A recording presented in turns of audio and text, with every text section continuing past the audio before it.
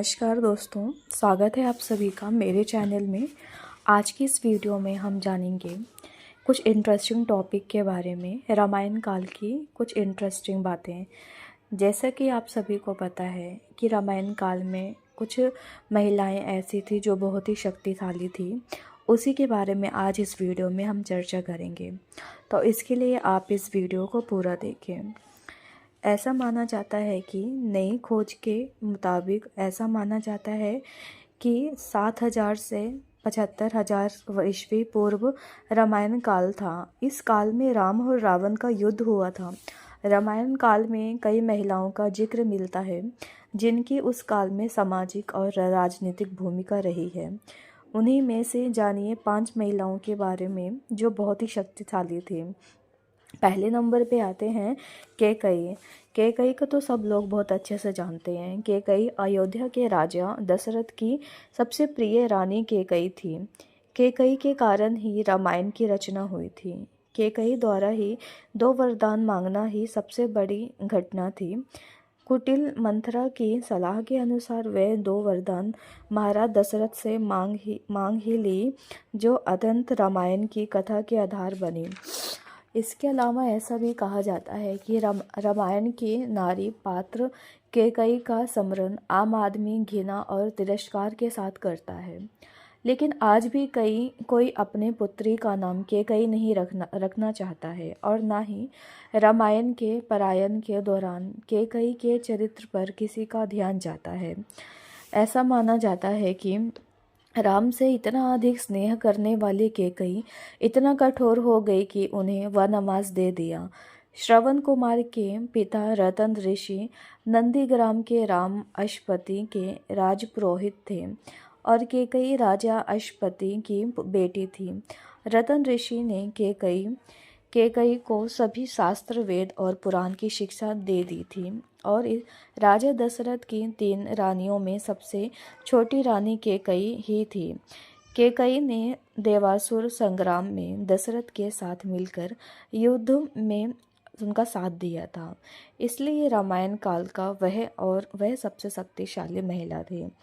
इसके अलावा दूसरे नंबर पे आते हैं माता सीता। रामायण में माता सीता राजा जनक की पुत्री थी। इनका नाम जानकी भी है। इन्हें माता लक्ष्मी का ही रूप माना जाता है। उर्मिला, माधवी और श्रुति कृति माता सीता की ही बहनें थीं।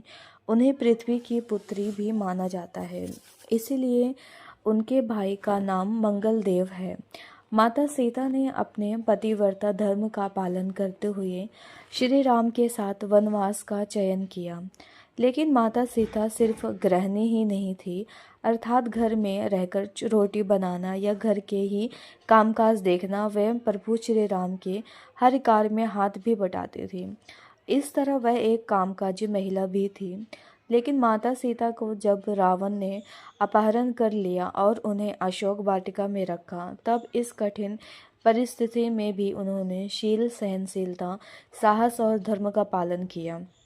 इसी दौरान रावण ने उन्हें साम दाम दंड और भेद तरह की नीति से अपनी ओर झुकाने का प्रयास किया, लेकिन माता सीता नहीं झुकी, क्योंकि उनको रावण की ताकत और वैभव के आगे अपने पति श्री राम और उनकी शक्ति के प्रति पूरा विश्वास था। और लंकापति रावण ने अपहरण करके 2 वर्ष तक माता सीता को अपनी कैद में रखा था।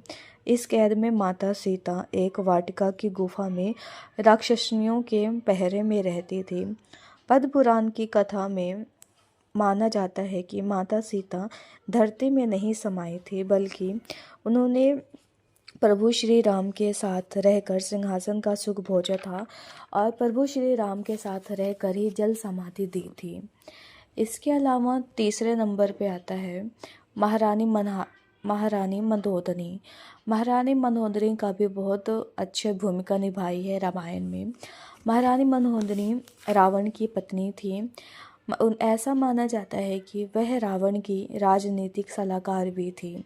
हालांकि सीता हरण के समय उन्होंने रावण को सलाह दी थी कि तुम्हें यह कार्य नहीं करना चाहिए, पर रावण ने उस वक्त उसकी सलाह नहीं मानी।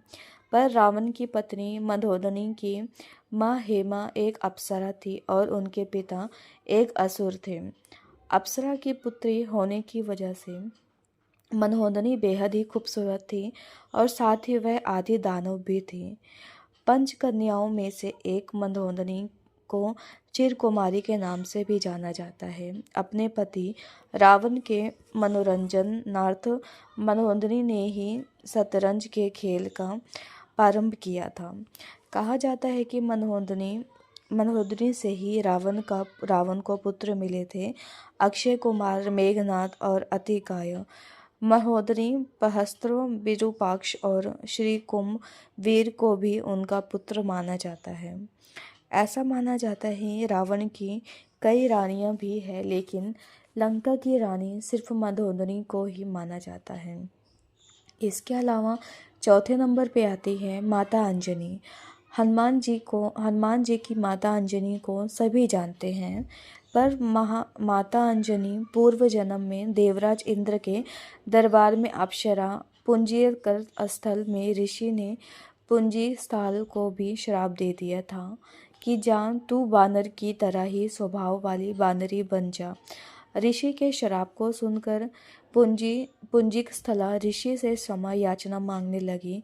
तब ऋषि ने दया दिखाई और कहा कि तुम्हारा वह रूप भी परम तेजस्वी होगा, तुमसे एक ऐसे पुत्र का जन्म होगा जिसकी कृति और यश से तुम्हारा नाम युगों युगों तक अमर होगा। इसीलिए इस तरह अंजनी को वार पुत्र का आशीर्वाद मिला। इसके अलावा आता है 5वें नंबर पे महारानी अहिल्या। महारी नित्य परंपरा के मुताबिक ब्रह्मा ने उर्वशी का अभिमान तोड़ने के लिए अहिल्या को सबसे सुंदर स्त्री बनाया था।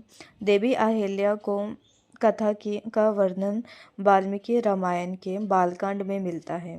अहिल्या अत्यंत ही सुंदर, सुशील और पतिव्रता नारी थी। उनका विवाह ऋषि गौतम के साथ हुआ था और दोनों ही वन में रहकर तपस्या और ध्यान करते थे। शास्त्रों के अनुसार सतीपति इंद्र ने गौतम की पत्नी अहिल्या के साथ उस वक्त छल के साथ सहवास किया था जब गौतम ऋषि प्रातःकाल स्नान करने के लिए बाहर गए थे। लेकिन जब गौतम मुनि को अनुभव हुआ कि अभी रात्रि शेष है और सुबह होने में समय है, तब वे वापस आश्रम की तरफ लौट चले। जब आश्रम के पास पहुँचे तब इंद्र उनके आश्रम से बाहर निकल रहा था।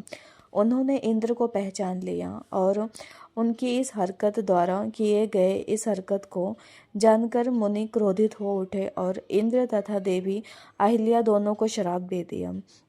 देवी अहिल्या द्वारा बार बार क्षमा याचना करने और यह कहने पर कि उसमें मेरा कोई दोष नहीं है, इस पर गौतम मुनि ने कहा कि तुम शिला बनकर यहाँ निवास करोगी। त्रेता युग में जब भगवान विष्णु राम के रूप में अवतार लेंगे, तब उनके चरण रज से तुम्हारा उद्धार होगा। अहिल्या ने ही माता सीता को पतिव्रता धर्म और जीवन की शिक्षा दी थी। इसी के साथ उन्होंने माता सीता को एक ऐसी साड़ी दी थी कि जो कि कभी गंदी नहीं होती थी और ना ही कभी फटती थी। इसके अलावा रामायण में अन्य और महिलाएं भी थीं जो कि बेहद शक्तिशाली थीं, जैसे कि लक्ष्मण की पत्नी उर्मिला, वासुकी नाग की बेटी और मेघनाद की पत्नी सलोचना और कृषिकंधा के राजा बलि की पत्नी तारा। ये भी कई तरह की इनमें सब में भी कई तरह की शक्तियाँ विद्यमान थी। उम्मीद है आप सभी को ये वीडियो में दी गई जानकारी अच्छी लगी होगी। अगर वीडियो पसंद आई हो तो हमारे वीडियो को लाइक शेयर ज़रूर करें। धन्यवाद।